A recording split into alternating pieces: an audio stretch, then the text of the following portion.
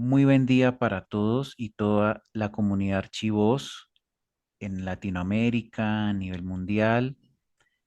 Agradecemos su presencia aquí en esta entrevista a Laura María Herrera, quien es profesional archivista y docente en la misma materia y que estaremos abordando unas temáticas en cuanto a su vida laboral, profesional, docencia y entre otras actividades que Laura nos contará en el desarrollo de esta entrevista. Sin más preambos, Laura, damos comienzo a esta entrevista y quisiera preguntarte y que nos comentaras un poco sobre tu experiencia laboral y profesional. Bueno, ¿cómo estás, Luis Guillermo? Buenas tardes, o como sea que aplique el saludo a la audiencia que esté viendo este contenido. Bueno, para mí es un gusto estar con ustedes. Primero que todo, experiencia profesional. Bueno, ya digamos que ha transcurrido un largo tiempo desde que empecé. Tengo mm, genes de comeaños, entonces no me veo de mi edad, pero ya cuento con 14 años de experiencia pues en el área de los archivos, en las bibliotecas, en todo lo que tiene que ver con eh, gestión del conocimiento, gestión de la información, gestión de proyectos también, implementación de software para eh, manejo de contenido, ¿verdad? Y bueno, digamos que ha sido un largo trasegar. En alguna oportunidad tuve la experiencia de dictarle clase a personas mucho mayores que yo. Y bueno, lo tomé como jocosamente porque habían personas que tenían alrededor de 25 años de experiencia en esa clase.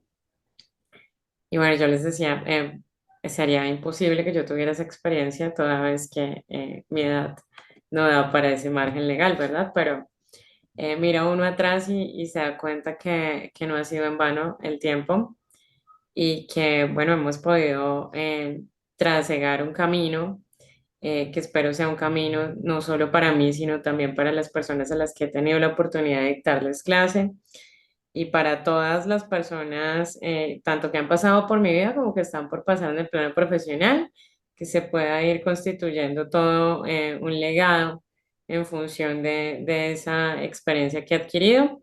Pero como te decía, pues básicamente ha sido una experiencia mm, muy holística en lo que tiene que ver tanto con archivos, con bibliotecas, como con centros de documentación, como con gestión de la información. Y bueno, pues yo digamos que me siento con toda la humildad muy orgullosa de ese camino. Muy bien, Laura. Y en esos adentros o empezar como a explorar el tema de la docencia universitaria, cuéntanos cómo llegaste a estos caminos, ya que vemos muchos saberes, muchos conocimientos, nuevas tendencias, pero cuéntanos, bajo tu experiencia, cómo te formaste para ese camino a la docencia que para algunos puede ser muy interesante, muy investigativo, pero a la vez también puede ser algo inesperado, que la vida te puso hoy en un salón de clase, al otro día ya eres el decano de la facultad, pero eso depende de muchos momentos, de muchas situaciones y circunstancias, pero cuéntanos más en detalle cómo llegaste a ese camino de la docencia universitaria. Bueno, muchas gracias por tu pregunta. Yo creo que más que yo llegar a la docencia llegó a mí. Yo creo que si algo me ha caracterizado toda mi vida es un amor muy profundo por el conocimiento, si bien tenemos que aceptar en algún punto esa curva de aprendizaje que ninguna disciplina es totalmente abarcable, ningún área de conocimiento pues digamos, puede ser abordada en su totalidad, si bien se desarrolla una experticia, sabemos que el conocimiento es muy amplio, ¿cierto? Y parte de ese amor al conocimiento pues nos implica seguir, ¿no? Seguir en esa adquisición, en esa búsqueda como de las razones, de los porqués, ¿no? Del entendimiento de los fenómenos. Creo que eso me ha caracterizado toda la vida desde que soy una niña y ni siquiera sabía leer y yo ya estaba mirando, no sé, los patrones de una baldosa o de una colcha. Em, Como que siempre he tenido esa sensibilidad por aprender. Y de ahí pues trasciendo muy fácil a, a la sensibilidad la vocación de servicio de enseñar. Es algo con lo que me relaciono desde que soy una niña. Incluso pues a mis compañeritos en el colegio, yo recuerdo que me quedaba, yo digamos aprobaba todas las materias, pero me quedaba en lo que se llama, no sé si todavía se usa, pues se llamaba como la semana de recuperación para apoyarlos y me acuerdo mucho que muchas veces me pedían que les hiciera la tarea o algo así y a mí me molestaba porque a mí realmente lo que me gustaba era explicarles, ¿no? Y tener luego esa materialización del resultado de ver que habían aprendido algo, eso me parece muy bonito. Y bueno,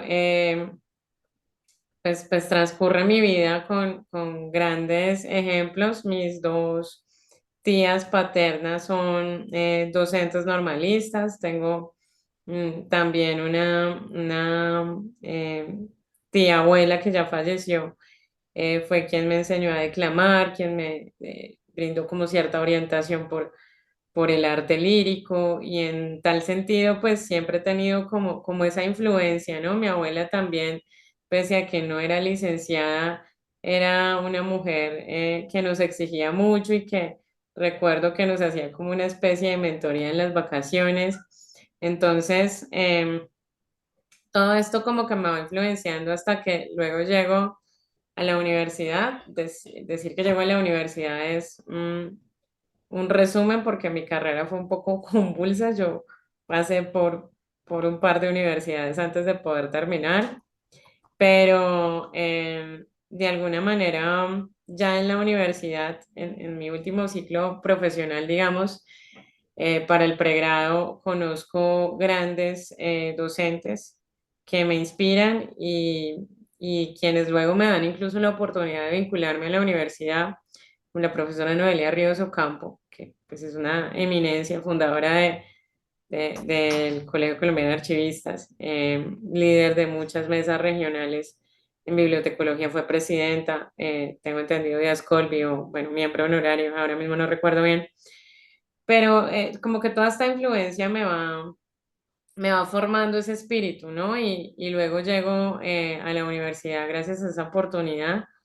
y soy docente allí por 3 años. Actualmente pues ya digamos que me retiré del ejercicio para poder realizar mi maestría, dedicarme a otros proyectos, pero ha sido una experiencia hermosa en donde he tenido también, digamos, una sensibilidad y una individualización, digamos, de ese sentir con mis estudiantes y entonces, bueno, de hecho estoy haciendo la maestría en ciencias de la educación porque creo que uno termina convencido después de ser docente que que la docencia es pues una herramienta muy poderosa, sobre todo para poder llevar esa educación, ¿no? Y la educación pues es el arma transformadora más poderosa que conocemos. Y bueno, yo digamos que me siento muy orgullosa de poder haber desarrollado esa labor y por supuesto tener en mis planes volver.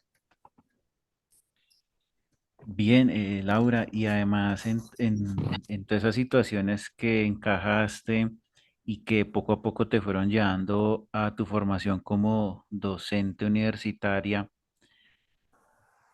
de allí partimos de que en la vida nos trae sorpresas, nos lleva a otros lugares, nos muestra otras situaciones que uno a veces no se espera, y entre esas, ¿habrá alguna anécdota que tú nos quieras contar en tu rol como docente? Bueno, muy bonita esa pregunta. Hay muchas, yo me quedaría como con tres que te voy a resumir muy breve. La primera es eh, cerca creo que fue el segundo semestre que dicté clase, que estábamos retornando a esta situación de pandemia, a lo que le llamaron luego la normalidad, ¿verdad? Y, y recuerdo que en clase les pedía a unos chicos pues que se vieran un documental en Netflix. Y pues eran chicos, digamos, de primeros semestres, algunos de bajos recursos. Digamos que me siento muy orgullosa de que la universidad donde dicté clase tiene como estas diferencias socioeconómicas, pero un poco pues yo alejada de esa realidad, ¿no? Un poco abstraída de mis privilegios, les dije esto y como que me pusieron cara de, wow, Netflix, no tenemos la suscripción, además que pues estas plataformas se han venido de alguna manera eh, maximizando en su consumo, ¿no? En los últimos años, pero entonces recuerdo mucho esto y pues nada, digamos que inmediatamente me disculpé, busqué como otro recurso que fuera libre para que se pudieran ver el documental que les estaba pidiendo, pero bueno, digamos que son baños de realidad que le recuerdan a uno un poquito esa intencionalidad de la labor y ese contacto que no se aprende en ningún lado, ¿no? No hay un libro que te enseñe eso, no hay un libro que te prepare para una realidad específica, para una situación específica con un estudiante. Tuve también la oportunidad de escuchar a mis estudiantes en situaciones personales. Fue para mí algo muy bonito como ellos de alguna manera se aperturaron conmigo y vieron la posibilidad de tener un espacio de escucha. Y esto, digamos que básicamente evoluciona luego a una experiencia puntual que ocurre el día 11 de mayo de este año. Yo, digamos que dentro de un salón en una clase que me encantaba dictar, que es la clase de epistemología, y los chicos me están esperando con un ramo de girasoles, me aplauden y bueno, fue una experiencia muy emotiva para mí. Yo pues en ese momento les cuento ya, yo desde la otra perspectiva un poco hago ese ejercicio de apertura y les digo, desde mi rol les digo, muchas gracias porque pues ha sido un año muy duro, vengo atravesando por una depresión, una ansiedad pues que ya son clínicas, ¿verdad? Pero digamos que este tipo de gestos son muy poderosos y ustedes también aquí me están salvando la vida, ¿no? Ujú. Eso es muy bonito y bueno, digamos que transcurre el tema, fue una clase muy emotiva, se dictó en una dinámica muy bonita y al finalizar una niña pasa corriendo como para que no la vea y me deja una notica en el escritorio y bueno, yo la leo en mi casa y de inmediato me conmuevo mucho porque es una niña que me dice, hey, yo también tengo estos problemas, tu clase es un refugio para mí, me siento identificada, me siento parte de algo. Y esto es para mí un abrir de ojos tremendo y un parteaguas porque digo, bueno, por algo estoy aquí, ¿verdad? Esto le da sentido a mi vida y de ahí nace pues algo de lo que vamos a hablar más adelante, que es la quimera, ¿no? ¿Cómo puedo yo ya tomar esta experiencia de vida, así como ellos me la han brindado a mí, ¿cierto? ¿Cómo puedo yo brindarles mi experiencia de vida para de alguna manera orientar desde otro ámbito, ¿no? No solo desde el ejercicio académico, desde la rigurosidad del aula.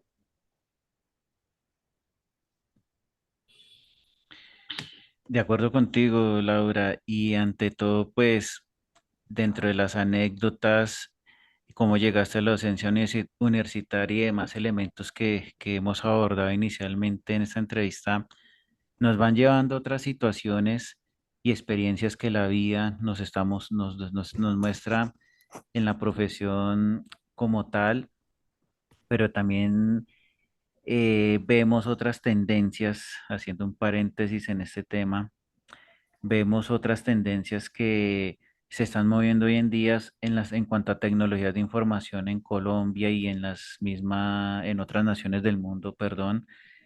Y vemos un panorama que se mueve mucho el tema de los datos, la analítica de datos, entre otros elementos afines.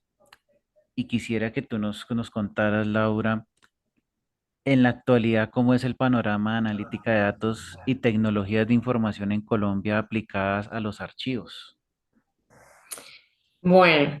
Esa es una pregunta bastante compleja. Yo la voy a responder desde mi limitado conocimiento, por supuesto, pero eh, creo que hay muchos alcances teóricos que se han logrado a nivel Estado, ¿no?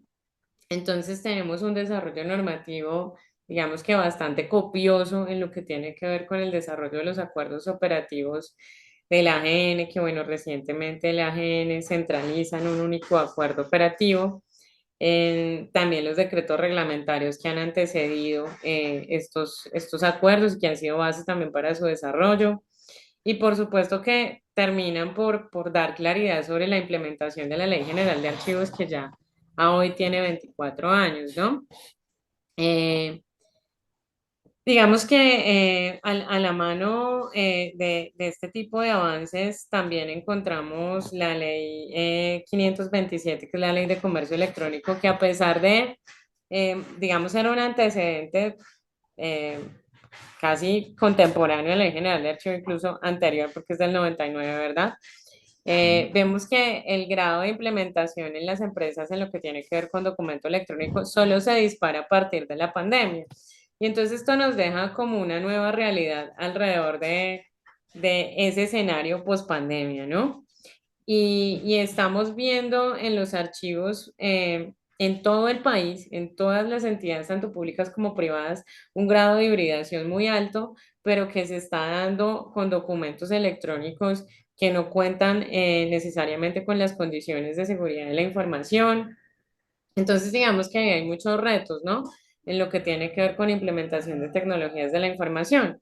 En lo que tiene que ver ya, digamos, puntualmente con el tema de analítica de datos o Big Data u otro tipo de tecnologías como la inteligencia artificial, es importante resaltar que, bueno, pues hay una serie de tendencias.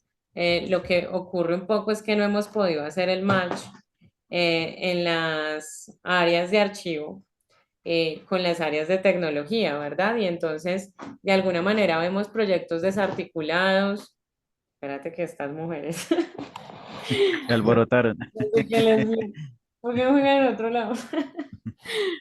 Espero que se lo puedan cortar. Retomando aquí. Sí. Eh, no hemos podido hacer ese match con las áreas de tecnología y entonces vemos proyectos desarticulados, vemos estrategias de transformación digital que no involucran las áreas de archivo, pero un poco yo creo que aquí también la pregunta es, bueno, ¿y qué está pasando en nuestro gremio? Ujú. ¿Cierto? Que no Sí. logramos de alguna manera ser partícipes, ¿sí? De este tipo de proyectos o de este tipo de estrategias de transformación.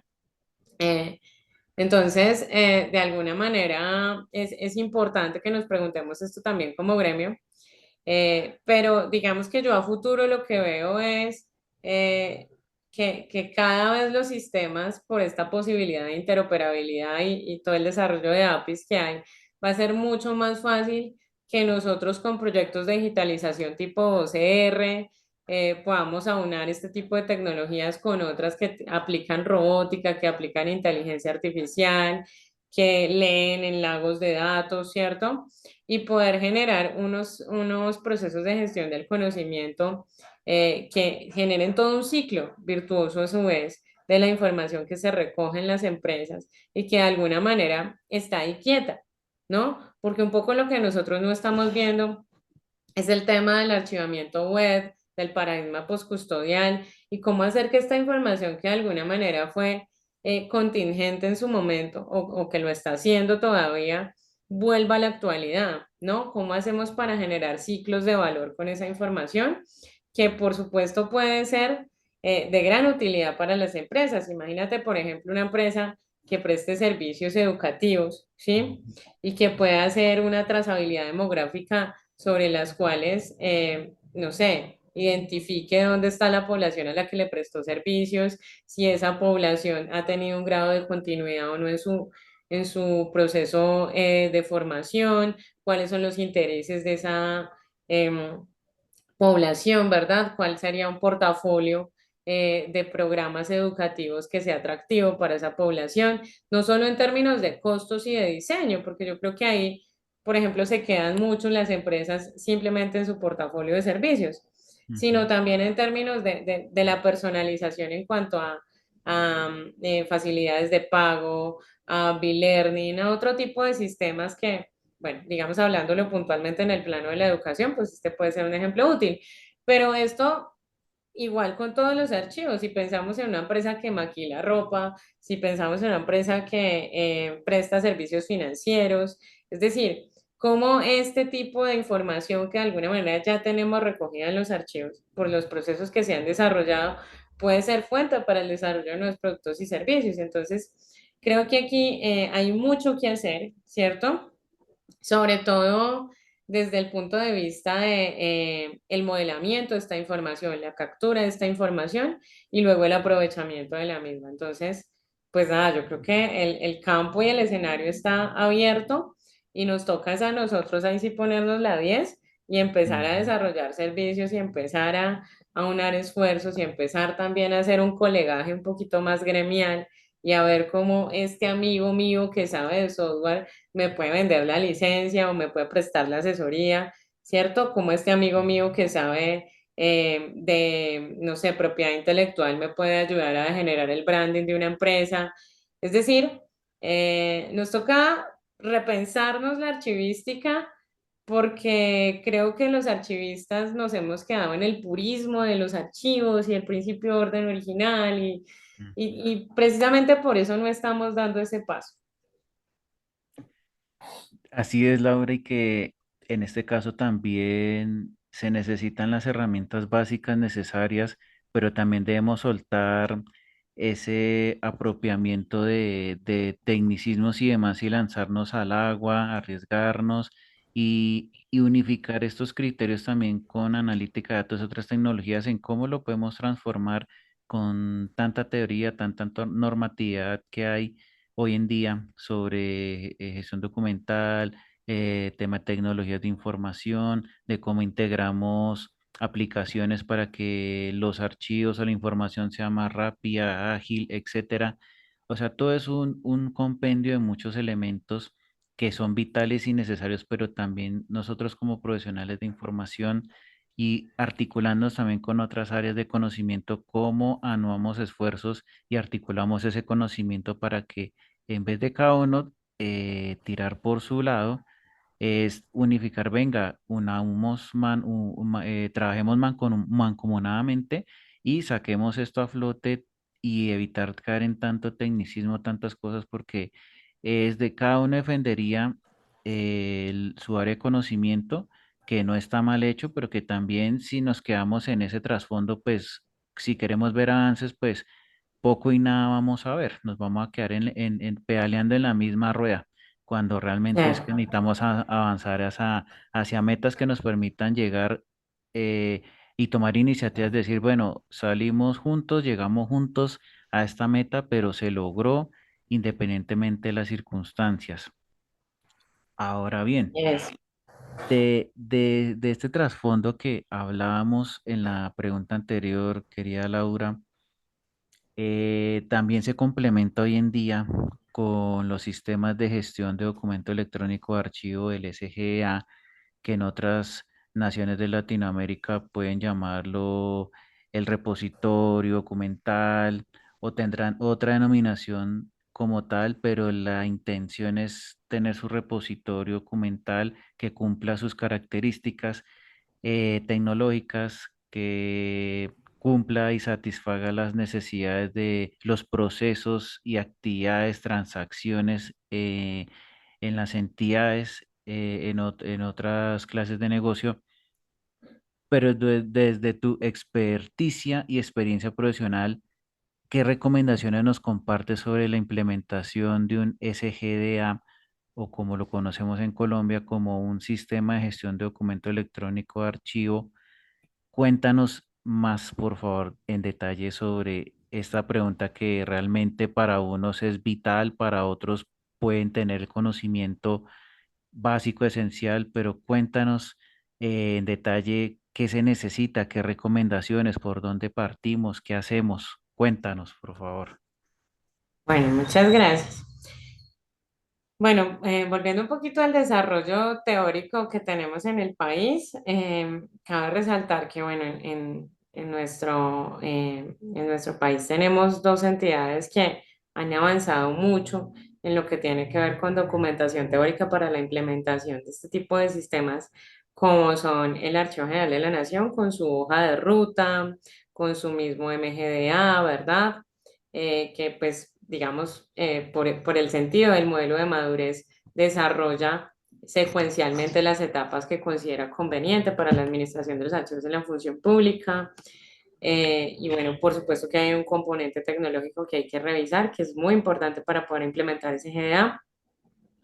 El archivo Bogotá también tiene incluso esquemas de metadatos y bueno, tiene muchas guías también que son de interés y de consulta obligatoria para poder implementar este tipo de sistemas.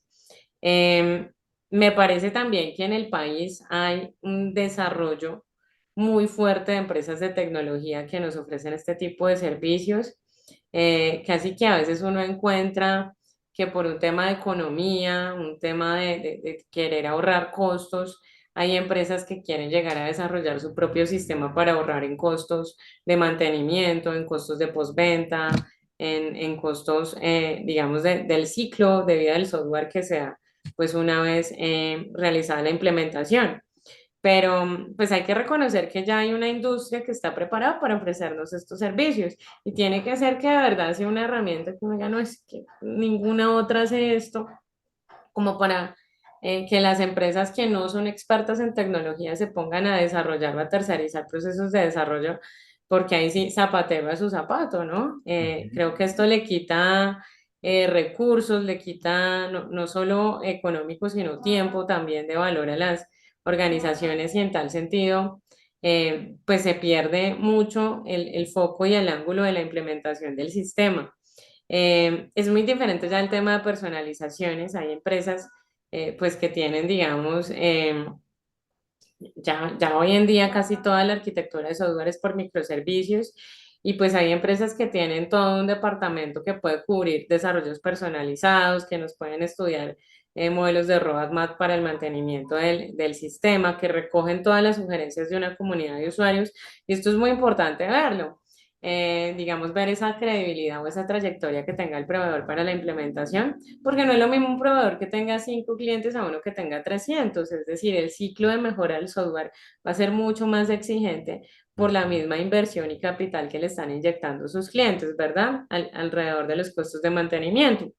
Entonces, esto es importante tenerlo en cuenta y sin embargo, bueno, pues también estar abiertos, ¿no? Hay empresas, hoy en día funciona mucho un modelo de distribución que digamos la casa matriz está en otro país, pero hay aquí personas que se especializan en el desarrollo de productos para ese tipo de software o para esa suite, porque generalmente venden en suites de diferentes microservicios. Y bueno, también funciona el modelo, yo digo, no está mal, ¿sí? Explorar, comparar costos, ¿verdad? Como cualquier proceso de selección de software. Sin embargo, algo que yo sí considero muy conveniente y que de pronto no me hace muy popular entre mis colegas Ujú. archivistas es que el SGA no debe ser la piedra angular de la Ujú. implementación de los sistemas. Ujú. Igual que las tablas de retención documental no deben ser la piedra angular de la organización de los archivos. Sabemos que los archivos se pueden organizar, por ejemplo, con el cuadro de clasificación documental, ¿no? Nadie dice que no tengamos que tener tablas, pero hay que reconocer cuáles son las prioridades de las entidades, ¿sí? Y en tal sentido, pues digamos, pongo este ejemplo, obviamente los instrumentos archísticos son fundamentales, incluso para la implementación del SGA, Ujú. pero un poco lo que tenemos que tener en cuenta es que el SGA no es el papá de los sistemas de información. No se nos olvide que el archivo ha sido tradicionalmente un proceso de apoyo y que el hecho de que nosotros podamos transformar ese discurso de proceso de apoyo a proceso estratégico tiene que ver justo con el grado de involucramiento de las otras iniciativas que hay en la empresa o en la entidad donde trabajemos. Es decir, si alguien está impulsando comprar tecnología para el core del negocio, creo que es mucho más estratégico para el archivo ver cómo se involucra y cómo interopera con el software del core del negocio, ¿sí? ¿Cómo puede hacer, digamos, una integración entre el, no sé, el software de crédito y el software documental para que en vistas de pantalla se facilite la operación de los asesores, por ejemplo, ¿sí? Que ponernos como, ¿cómo se dice? Como puristas, ¿cierto? A insistir sobre la implementación del SGA cuando muchas veces no tenemos ni siquiera bien implementados los instrumentos archivísticos y no hay un grado, digamos, de madurez de esa organización del archivo y no hay involucramiento de los funcionarios con la gestión de la información alrededor de sus archivos. Entonces, creo que es muy importante el SGA y hay muchos mecanismos para implementarlo, pero no debe ser, digamos, el imperativo, ¿sí? Si la empresa ya tiene el desarrollo y la madurez de sus procesos para implementarlo, perfecto. Si no, hay que ser visionarios y proyectarlo en el tiempo, porque digamos que la ventaja que nos dan hoy los archivos es eso, ya. La ventaja de la archivística es que no hablamos solo de los procesos técnicos operativos del archivo, sino que la vemos alrededor de la gestión documental y entonces en un ciclo de gerencia nosotros podemos planear a corto, mediano y largo plazo cuándo usar el SGA, ¿no? Entonces está muy bien, pero hay que saber cuándo, porque si no, es posible que perdamos credibilidad, ¿sí? Y es posible que arriesguemos inversión importante, porque estos sistemas tampoco son económicos. Así es, Laura, y todo ese trasfondo que comentas es valioso e importante para quienes estén interesados en en temáticas, en estas tendencias, que esto no se hace de la noche a la mañana y como en este caso cuando uno pide una segunda opinión, en el caso médico, hay también que consultar también con personas idóneas, expertas también, para en este caso abarcar toda la visión de lo que enmarca lo que es no solo la implementación, sino ya después una muy buena puesta en marcha y también digamos que estén los instrumentos adecuados y los que se necesiten para su implementación, pero también es válido que este tipo de sistemas no debe ser una camisa de fuerza tampoco porque es ver la prioridad, la empresa o los mismos empleados dicen queremos que esto se haga así y ahora que salga de esta forma o quiero esta otra,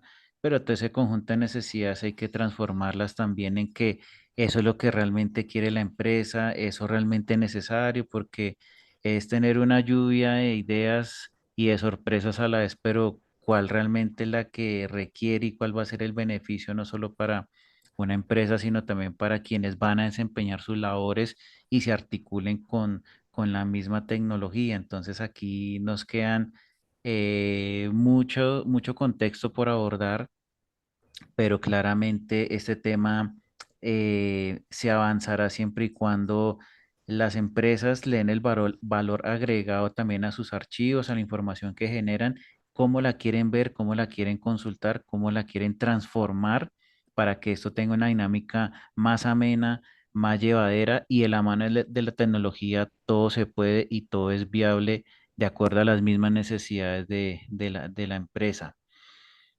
Ahora bien, saliéndonos un poco de este trasfondo tecnológico y demás, querida Laura, hay una pregunta muy especial que quiero hacértela y que es muy relevante para ti y quisiera que nos contaras sobre tu trabajo de grado meritorio que realizaste en tu posgrado. Bueno, muchas gracias, Luis, tú me estás halagando mucho, me da pena. Pero bueno, eh, bueno, ese trabajo de grado fue un trabajo muy especial para mí, me lo dirigió el doctor Roberto Ferro, que además es em, pues un académico muy reconocido de la Universidad Distrital. Tuve la oportunidad de que fuera mi director de proyecto de grado. Lo realizo con dos compañeras de la especialización, una colega archivista y otra ingeniera. Y bueno, hicimos ese ejercicio de interlocución para investigar sobre el estado de los datos abiertos en esa época, en el año 2021 en la ciudad de Bogotá. Para mí fue pues muy enriquecedor porque de alguna manera fue como la primera posibilidad que tuve de dejar producción intelectual de alguna manera para el distrito de Bogotá, ¿cierto? Esta ciudad que me ha acogido pues ya por más de 11 años y sobre un tema pues totalmente en boga, totalmente de interés en lo que tiene que ver con el marco para la explotación de datos, en los ciclos de innovación social, bueno, cómo los datos pueden ser fuente para el desarrollo de productos, de servicios. Y básicamente en este trabajo lo que hicimos fue aplicar unos modelos de madurez para medir la calidad de los datos publicados en el portal de datos abiertos de Bogotá para la época. Recuerdo que eran más o menos 1.456 conjuntos de datos. Y bueno, hicimos un análisis ahí como cuantitativo y cualitativo, encontrando que habían ciertas entidades que tenían como patrones de comportamiento de publicación que eran más que todo periódicos, pero no de calidad. Y bueno, sin embargo, hay que reconocer que el distrito a nivel país, ¿cierto? Es una de las regiones de Colombia que tiene pues mayor desarrollo técnico, tecnológico, ¿verdad? Teórico también. Y bueno, pues muy orgullosa de este trabajo. No sé si esté por ahí disponible para búsqueda, tengo que consultar, pero de alguna manera es un trabajo que digamos, siembra un antecedente en lo que tiene que ver con la exploración de los datos abiertos en Bogotá. Y sabemos que Bogotá pues también es un referente a nivel Latinoamérica, ¿no? Entonces, fue un trabajo muy bonito, muy riguroso. Me acuerdo mucho que me tocó aprender mucho Power BI y bueno, básicamente se hizo un ejercicio ahí bien interesante. Publicamos una cartilla que vuelvo y te reitero, no sé si está disponible en línea, pero por ahí miraré si me es posible dejarla disponible, aunque sea en un repositorio personal para que la consulten. Pero una cartilla pues con un diseño editorial muy bonito, ¿no? La verdad que fue un trabajo en el que cada uno aportó su granito de arena. Mi compañera colega pues había diseño editorial, mi compañera ingeniera también nos ayudó mucho con los modelos estadísticos. Entonces fue un trabajo como bastante eh, lleno de esta posibilidad de participación de los componentes interdisciplinarios en lo que tiene que ver con analítica de datos. Y bueno, un trabajo del que tuvimos la oportunidad de tener ese reconocimiento en el año 2021. Excelente, Laura, porque mira que la vida te premia con estas recompensas, que recompensa el esfuerzo de tu trabajo y que mejoren en el tema académico y que el día de mañana también la vida te va a recompensar siempre en lo profesional, en lo laboral, en todas las áreas de tu vida y que eso es muy relevante, importante porque eso es también amar lo que tú haces, independientemente del rol de nuestra profesión como tal, pero eso es lo que realmente es ese valor agregado, ese plus que realmente la vida te compensa y ante todo se ha reflejado y es sembrar y dejar huella también, que eso es muy relevante, importante a la hora para lo que ha de venir para ti más adelante. Ahora bien, saliéndonos también ya un poco de este contexto de tecnologías y demás que no deja de ser interesante, por supuesto. Vamos a la pregunta que igualmente nos interesa y queremos conocer más en detalle y es, cuéntanos de qué se trata la quimera, tu proyecto profesional, qué es la quimera, cuéntanos en detalle, querida Laura. Bueno, muchas gracias, Luis. Bueno, para mí hablar de la quimera siempre es un gusto. Eh, digamos, es como mi hijito, ¿cierto? Está todavía bebé, está todavía en formación. Una de las críticas principales que me hacían al inicio del lanzamiento era, bueno, es que no se entiende qué es. Y yo decía, bueno, un poco la idea es esa, ¿no? Dejarlo a la imaginación. La quimera, digamos que fundamentalmente es un concepto creativo que como concepto creativo pues permite desarrollar productos y servicios. En esta primera fase de trabajo, en los últimos 4 meses, lo que ha pretendido la Quimera es crear una comunidad. Esa comunidad, pues, digamos que ha ido creciendo a lo largo del tiempo. Hemos logrado sumar alrededor de 180 seguidores en los últimos 4 meses, lo que, pues, digamos, no es despreciable porque es un crecimiento orgánico. Para el caso de Instagram, hemos sumado más de 300 visualizaciones en YouTube. Digamos que en suma vienen a ser como 500. Hemos logrado crecer en una base de contactos en aproximadamente 500 contactos en WhatsApp Business. Entonces, digamos que sí ha sido un crecimiento bastante interesante, sobre todo porque, como te menciono, pues ha sido totalmente orgánico, digamos, no se le ha metido un peso pues al tema de diseminar información con los algoritmos. Incluso no he sido tampoco una persona mucho de mirar el tema de métricas y de cuándo funciona más publicar este tipo Ujú, de cosas. Tampoco ha habido una publicación muy constante. Entonces yo me siento, digamos que muy orgullosa de esos números, porque son números pequeños, modestos, pero yo, y lo digo desde el primer día y lo sostengo, y yo creo que esa siempre será mi posición. Yo no quiero seguidores, yo quiero comunidad. Los seguidores son los que tú no publicas un día y al otro día te dan dislike, ¿no? ujú, Te dan un follow. ujú, Yo quiero comunidad, yo quiero gente que esté interesada en lo que hay por decir, en lo que hay por discutir, en lo que hay por crear, ¿verdad? Gente que quiera ser partícipe, gente que se quiera involucrar, que quiera ser parte de las soluciones. Y en tal sentido, pues la quimera también es eso. Entonces, digamos que para resumirte, la quimera es ujú, fundamentalmente un concepto creativo que involucra tres ejes: journaling, dialéctica y arte. ujú, Como parte de ese desarrollo de servicios o de contenidos, hemos logrado crear toda una identidad visual. Hemos logrado pensar en cómo se va a hacer la publicación de los journalings, que son como las piezas audiovisuales o como se llaman en Instagram, los reels. Cómo va a ser esa serie de contenidos, cuáles van a ser, digamos, los enfoques de esa publicación. ¿Sí? ¿Qué es lo que se quiere enseñar a partir de ahí? ¿Cuáles son los valores? ¿Cuál es el propósito de la experiencia que se quiere mostrar? En cuanto a la dialéctica, pues ya tuvimos un evento, lo tuvimos en agosto y pues esperamos a avanzar por todo el país con estos eventos. Gracias a Dios tengo enlaces en más de 12 ciudades del país. Entonces la idea es un poco el otro año pues jugar con estos enlaces a llevar estos eventos a nivel nacional, aunque sea una vez por mes. Hacerlos también por streaming, bueno, y generar como todo un diálogo y experiencias alrededor del mismo.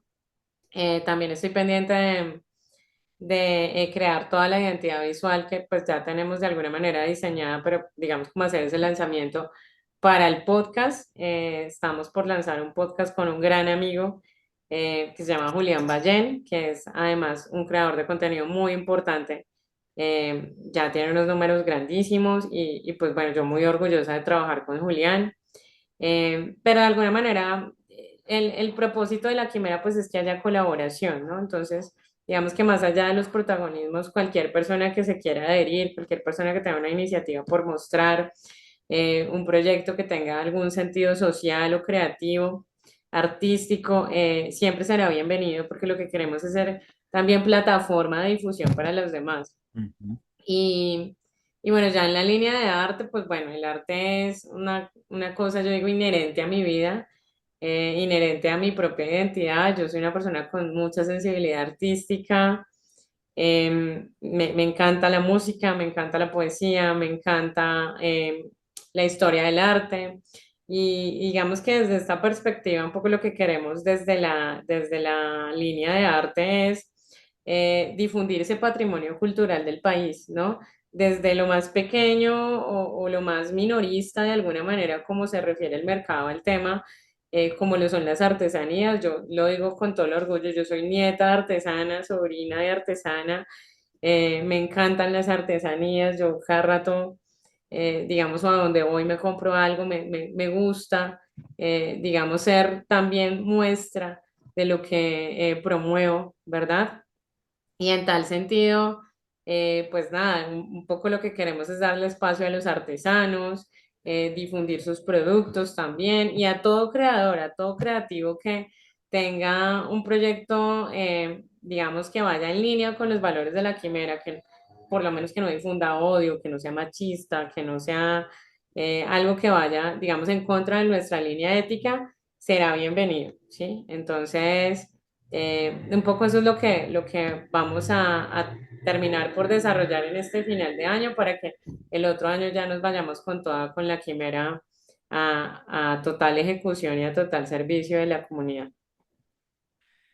Excelente, Laura. Y para, digamos, quienes no conocemos como el trasfondo de la quimera, ¿qué significado tiene esa palabra quimera? ¿Dónde la tomaste para como tener claridad de qué significado tiene esta palabra y cómo se articula también dentro de la ejecución del proyecto, de las temáticas y demás que nos explicabas hace un momento? Bien, perfecto. Bueno, la quimera, digamos que tiene un origen mitológico, ¿cierto? Y esta figura mitológica, pues básicamente es un híbrido. Fíjate que ahorita hablábamos de documento híbrido, ¿no? Ujú, Bueno, lo híbrido es lo que involucra varias cosas, ¿no? Para formar un todo.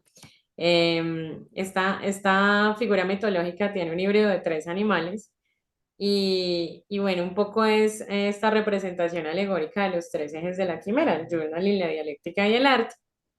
Eh, si lo vemos pues desde esa perspectiva de planteamiento del proyecto, pero ya si lo vemos desde el plano personal, pues la quimera también es una figura que se toma de manera constante para hacer analogías en la poesía, en la música, ¿cierto? Y entonces una figura como que se vuelve metafórica, ¿no? Que se vuelve de uso recurrente en ejercicios literarios y de creación artística.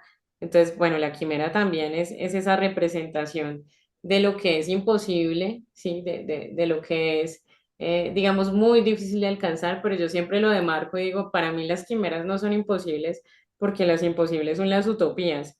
Entonces, de alguna manera, y fue muy bonito cuando lanzamos el proyecto, porque yo decía, bueno, ayúdame a hacer posible esta quimera, es decir, esta quimera sí es posible, ¿no? Igual que la de muchos, algunos dicen, yo quiero ir a conocer la Torre Eiffel y puede ser una quimera, porque no sé, esa persona en este momento no tiene ni para el pasaje, ¿sí? ujú. Entonces, ese sueño de ir a conocer la Torre Eiffel se le puede convertir en una quimera, pero si lo trabaja, oye, ¿no? La quimera es posible, ¿verdad? Entonces, me resultó una figura muy bonita, pero además, digamos, ya viéndolo desde el punto de vista filosófico o trascendental, pues yo creo que todos alguna vez nos hemos preguntado quiénes somos, ¿sí? Y parte también, pues, de alguna manera, esta crisis de la mediana edad que de alguna manera nos da a todos y que yo creo que también es un detonante de mi ansiedad y mi depresión. Eh, es ese cuestionamiento, ¿no? Y esa constante recategorización del ser para no caer en esa insoportable levedad, de alguna manera, como lo Ujú. decía Milán Kundera. Entonces, en tal sentido, yo creo que llega un momento en mi vida donde me pregunto quién soy yo y empiezo a encontrar que yo soy un constructo, ¿no? Y que en ese constructo hay cosas que he aprendido de mi padre, de mi madre, de mis hermanos, de mis tías. Y entonces fíjate la hibridación ahí, empieza uno a decir, bueno, ¿y hasta dónde esto que yo aprendí soy yo? ¿O quiero desmarcarlo de mis valores y empezar a crear una nueva identidad? Creo que todos en algún sentido hemos atravesado esos momentos o esos estadios de pensamiento y creo que la quimera nos da esa oportunidad. Bueno, ¿qué tanto somos híbridos? ¿Sí? ¿Y de qué queremos componer esa hibridación? Excelente, Laura. Y además la conclusión sería, nosotros como seres humanos somos quimeras, tenemos un mix, tenemos un híbrido allí adentro en nuestras vidas porque lo podemos combinar en cualquier área de nuestra vida, en cualquier situación. Y para cualquier persona puede decir, bueno, no seré una quimera, soy un opuesto del opuesto, de lo blanco, de lo negro. En fin, podemos aquí seguir ahondando en muchos comparativos y demás, pero interesante porque también esto nos lleva también a muchas reflexiones en nuestras vidas, en qué estamos haciendo realmente con nuestras vidas y en esos componentes que mencionas de lo que es la quimera, bueno, vámonos por aquí, vámonos por allá y demás, pero al final todo se complementa en esa esencia de lo que es la quimera, que también podemos decir, bueno, para de dónde voy, para dónde vengo, tengo esta cara opuesta que quiero hacer las cosas, la otra no me lo va a permitir, pero si quiero hacer las cosas, tengo que complementarlas para seguir en lo que quiero, en cómo me visualizo más adelante, independientemente de las circunstancias, de las cosas que se den o no se den, pero tenemos ese escudo que es una quimera también y que ante cualquier circunstancia, pues bueno, véngase lo que se venga, sigo en mi propósito, sigo en mi camino, sigo firme, no me agacho ante las situaciones, pero aquí estamos, aquí nos quedamos. Entonces es muy valioso este conocimiento general y breve que nos comenta sobre la quimera. Y basándonos en este mismo contexto, querida Laura, ¿hay alguna anécdota en especial que te haya pasado y que nos quieras compartir sobre la quimera? Bueno, digamos que recientemente tuve la oportunidad de hacer mi primer en vivo con un estudiante. Fue algo muy bonito para mí, muy significativo. Además que ha sido una de estas personas que indistintamente pues de que ya no compartamos ese rol docente-estudiante, ha sido un fiel creyente de la quimera, un partícipe total de la comunidad. eh, Steven Borges, me parece que es el apellido. Pues bueno, o sea, esta también la oportunidad de agradecérselo como ese apoyo constante. Eh, y Steven me preguntaba, ¿qué es la quimera? ¿La quimera eres tú o tú eres la quimera, ¿no? Como desde una perspectiva muy, muy filosófica. Fíjate que ahorita que tú concluías, casi que se vuelve un ejercicio dicotómico y es Ujú, algo que vemos incluso desde el helenismo, ¿no? Estas figuras de cuerpo y alma o mente y espíritu, ¿cierto? Que incluso trae Pablo, el apóstol Pablo, al pensamiento cristiano, ¿no? sí. Y a mí me gusta particularmente la quimera porque no es dicotómica, es de alguna manera tripartita, ¿no? Uno lo puede semejar un poquito más a la figura trinitaria si lo mira desde el Ujú, punto de vista cristiano, pero me gusta mucho porque generalmente la disyuntiva se da en, bueno, pues yo soy mente o cuerpo, ¿sí? O yo soy alma, ¿sí? O ujú, soy carne, ¿sí? sí. Y resulta que yo soy yo. Obviamente estoy compuesto de múltiples elementos, pero yo soy yo y mi identidad no está necesariamente demarcada por los astros lunares. Pues digamos, no vamos a hablar aquí de astrología ni de astronomía porque no es mi área de Sí. conocimiento. Mm, Seguramente habrá algún grado de influencia, ujú. pero un poco lo que quiero señalar es pues, esa autodeterminación que tenemos las personas, que aunque sea menor, como ya lo señaló Freud, por nuestro grado de inconsciencia y por nuestra parte animal, pues está ahí, ¿no? Y entonces yo puedo decidir quién soy, ¿cierto? Entonces fíjate que lo bonito de la quimera es eso, digamos un poquito para retomar lo que decías, y es que no es que yo sea A o B, no, es que yo soy y tengo A y B. Entonces fíjate que ya ahí se componen los tres elementos. Entonces, bueno, un poquito te contaba sobre esto porque cuando me hizo esta pregunta, digamos que me hizo pensar mucho en el porqué de la quimera y resulta que cuando yo te decía que tenemos este grado de absorción de costumbres o de aprendizajes o de lecciones de vida de nuestros padres o de nuestros familiares, tenemos que entender que nosotros, igual que la sociedad, igual que la tecnología, igual que muchos alcances sociales, no somos tampoco un producto terminado. Si Ujú. yo pude acceder a educación universitaria fue porque probablemente mis padres se esforzaron para que yo llegara siquiera a un ciclo de terminar la educación secundaria, ¿cierto? Ya si a mí Ujú. me tocó, me nació estudiar, bueno, ya fue otra cosa, pero lo pude hacer. De pronto para ellos eso no fue una posibilidad, porque ¿en qué pensaron? En traerme a mí al mundo, ¿cierto? Y entonces, fíjate que lo bonito de pensar en la quimera es que también podemos pensar en esa composición nuestra a través de nuestros ancestros, ¿no? Y para mí la quimera más que ser yo, son ellos. Ujú. Es como ellos han influido en mí y como por tanto por esa influencia yo termino siendo una quimera. Pero si yo pudiera hablar de una quimera particularmente, yo digo, fue mi abuela Consuelo Londoño, que ya este año, eh, digamos, hace 13 años que partió mi abuela. Y bueno, desde esta perspectiva, para mí la quimera también es una posibilidad de materializar esos aprendizajes que ella me dio, esa sabiduría que me inculcó, esos valores que de alguna manera quiso que pervivieran en mí y que de alguna manera alrededor de la quimera y de la producción cultural y de contenidos que va a surgir a partir de ella, pues ahí está mi abuela, ¿no? Ahí está lo que ella me dio y ese es su legado también, porque yo soy su legado y en la medida en que yo soy su legado y constituyo algo que pueda ser legado mío, ¿no? Y que pueda ser fuente de conocimiento para los demás, ella vive. Entonces, fíjate que la quimera también es un homenaje, ¿no? Cómo nosotros a partir de nuestra experiencia de vida podemos de alguna manera resaltar a esas personas que dieron tanto por nosotros y de las que de alguna manera somos el resultado.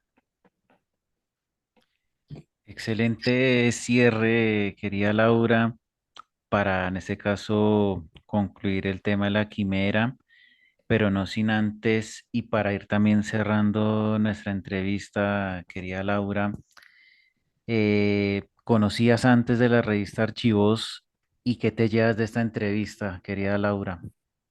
Bueno, realmente no, no la conocía, la conozco desde que empecé a interactuar en grupos de WhatsApp y pues un par de veces me llamaron la atención las editoriales, luego pues pude contactar contigo. Tuve la oportunidad de participar en las jornadas Mm. que hicieron recientemente, para mí pues fue un honor, realmente como que cuando yo te escribí, no me imaginé la envergadura del proyecto Mm. de archivos. eh, y pues no, yo sumamente orgullosa de ser parte también de este proyecto, que sepan también que la Quimera está al servicio de la revista, de todos sus colaboradores, de cualquier iniciativa que quieran mostrar, de la difusión que le quieran hacer a cualquier publicación o evento, digamos, con la humildad de mi pequeña comunidad, pero bueno, iremos creciendo, ¿cierto? No la conocía, pero me parece que es un referente y en adelante la seguiré utilizando para todos mis ejercicios de gestión del conocimiento. Me parece que este tipo de revistas y de producción cultural e intelectual son de verdad faros, ¿no? En este camino que uno a veces dice, pero ¿será que yo soy el único que estoy pensando en esto? ¿No? ¿Será que yo soy el único que considera que nos falta más agremiación, que nos falta más difusión de conocimiento? Y entonces me parece que la revista es una herramienta fundamental para poder hacer este tipo de ejercicios y para poder llegar cada vez a más personas. Y bueno, yo estaré encantada de seguir colaborando en lo que ustedes consideren que les puedo aportar, pero también de ser portavoz de archivos y de difundir también el proyecto. Muchas gracias, Laura. Para la revista Archivos fue un placer tenerte con nosotros el día de hoy. Agradecerte tu tiempo, tu dedicación, también conocer un poco más de ti, de tu trayectoria personal, profesional, de tu proyecto La Quimera, darle ese valor agregado. Y para quienes estén interesados en conocer más del proyecto y demás, puedes dejarnos tus datos de contacto para que vengan nuevas brechas profesionales y demás. Querida Laura, si nos puedes compartir tu información y tus datos para quienes estén interesados. Cuéntanos, por favor, querida Laura. Claro que sí, muchas gracias. Mira, me pueden encontrar en todas las redes como La Quimera con Q y U, ¿no? Como quien escribe queso, La Quimera by como de por, ¿no? B-Y-L-H, ¿no? Entonces, La Quimera by LH en Instagram, en Facebook, en YouTube. Estamos también en Threads. Próximamente también estaremos saliendo en Spotify, en TikTok. Y bueno, la única en la que no estamos todavía interesados es en X porque se volvió como muy política, pero pues nada, al servicio de todos para la quimera o también para la prestación de servicios en cuanto a archivística y gestión cultural. Yo estaré encantada de ayudarlos, de escucharlos o simplemente de invitarlos a ser parte de la quimera. Entonces, cualquier aportación, cualquier interés, de verdad que será apreciada. Y bueno, siempre es un gusto. Recuerden que tuvimos la oportunidad también de compartir con Laura Herrera, creadora de la quimera, y bueno, estaré a su servicio siempre. Muchas gracias, Laura. Nuevamente el agradecimiento por parte de la revista Archivos a ti por atender nuestra entrevista, conocer más de ti en todos los aspectos que mencionamos anteriormente, por tu tiempo, por todo. Nos veremos en otra próxima oportunidad. Más adelante queremos conocer cómo hace proyecto de la Quimera, tendré una segunda parte más adelante. Y ante todo, pues el agradecimiento, la disposición y demás. Nos hablaremos y nos veremos en una nueva oportunidad, Laura. Muchas gracias, feliz día para todos. Que Gracias, que estés muy estén bien. bien. Muchas gracias.